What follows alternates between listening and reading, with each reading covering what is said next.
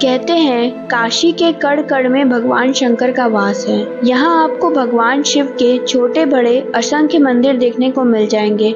हर वर्ष यहाँ लाखों श्रद्धालु श्री काशी विश्वनाथ के दर्शन के लिए आते हैं। काशी नगरी को भगवान शंकर की निवास स्थली भी कहा जाता है। यही कारण है कि इसे अविमुक्त क्षेत्र भी कहते हैं। लेकिन क्या आप जानते हैं काशी में ही महादेव का ससुराल भी है। यहाँ पूरे सावन मास महादेव खुद अपने साले के साथ शिवलिंग स्वरूप में निवास करते हैं। तो आइए जानते हैं कि यह मंदिर वाराणसी में कहाँ है और इससे जुड़ी पौराणिक कथा के बारे में। दरअसल हम जिस मंदिर की बात कर रहे हैं वह भगवान बुद्ध की उपदेश स्थली के करीब स्थित सारंगनाथ मंदिर है। मंदिर के पुजारी शिव शंकर सिंह रेड्डी ने बताया कि सारंगनाथ माता सती के भाई हैं। सावन में यदि एक बार सारंगनाथ के दर्शन हो जाएं, तो काशी विश्वनाथ के दर्शन के बराबर पुण्य मिलता है। सारंगनाथ के नाम पर ही इस क्षेत्र का नाम सारनाथ पड़ा। शिव विवाह के वक्त तप में लीन सारंग ऋषि दक्ष प्रजापति ने अपनी पुत्री सती का विवाह शिव से किया, तो उस समय उनके भाई सारंग ऋषि उपस्थित नहीं थे। वह तपस्या के लिए कहीं अन्यत्र गए हुए थे। तपस्या के बाद जब सारंग ऋषि अपने घर पहुंचे तो उन्हें पता चला कि उनके पिता ने उनकी बहन का विवाह कैलाश पर रहने वाले एक औघड़ से कर दिया है। औघड़ से बहन के विवाह की बात सुनकर वो अत्यंत दुखी हो गए और वो परेशान हो गए। वह सोचने लगे कि मेरी बहन का विवाह एक भस्म पोतने वाले से हो गया है। उन्होंने पता किया कि विलुप्त नगरी काशी में उनकी बहन सती और उनके पति विचरण कर रहे हैं।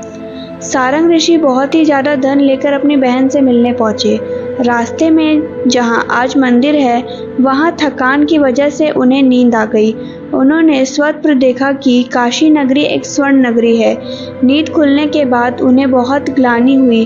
उन्होंने अपनी बहनोई को लेकर क्या क्या सोच लिया था, जिसके बाद उन्होंने प्रण लिया कि अब वो यहीं पर बाबा विश्वनाथ की तपस्या करेंगे और उसके बाद वो अपनी बहन सती से मिलेंगे। इस बार हम लोग परिचय ये व्यवस्था कर रहे हैं कि यहाँ पे सीसी कैमरा लगाया जाएगा, जिससे यहाँ पे दो ठो उधर और दो ठो आगे और दो ठो इधर और दो ठो पीछे, क्योंकि श्रद्धालुओं के लिए व्यवस्था हो कि चोरी न हो, चैन की छिनती होता है।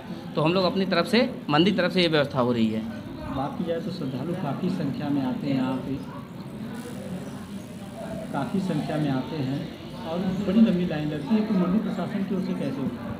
ये हम लोग जैसे प्रशासन की तरफ से पुलिस जो आते हैं वो अपना ड्यूटी करेंगे और मंदिर की तरफ से जो है हम लोग अपना सीसी कैमरा लगवा देंगे, जो वो भी पहले लगता था प्रशासन की तरफ से।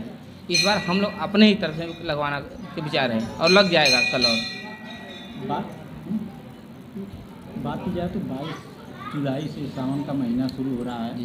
क्या महिमा होती है बाबा की और क्यों लोग भक्त यहाँ काफ़ी संख्या? ये बाबा का इस बार 5 सोमवार और 4 रविवार का मेला है। इस सोमवार को चढ़ेगा 22 को और 19 सोमवार को उतरेगा। काफ़ी संख्या में आती। क्या महिमा है बाबा की? बाबा की यही महिमा है कि एक कहानी है, यही परिचित है कि हम लोग सुनते आए हैं कि ये बाबा विश्वनाथ जी के साले हैं, माता सती के भाई, राजा दक्ष के पुत्र। और यहाँ पे सावन भर काशी विश्वनाथ जी इनके साथ विराजमान रहते हैं और जो इनका दर्शन कर लेगा यानी काशी विश्वनाथ जी का आशीर्वाद प्राप्त करेगा। इसी स्थान पर सारंग ऋषि ने बाबा विश्वनाथ की तपस्या की।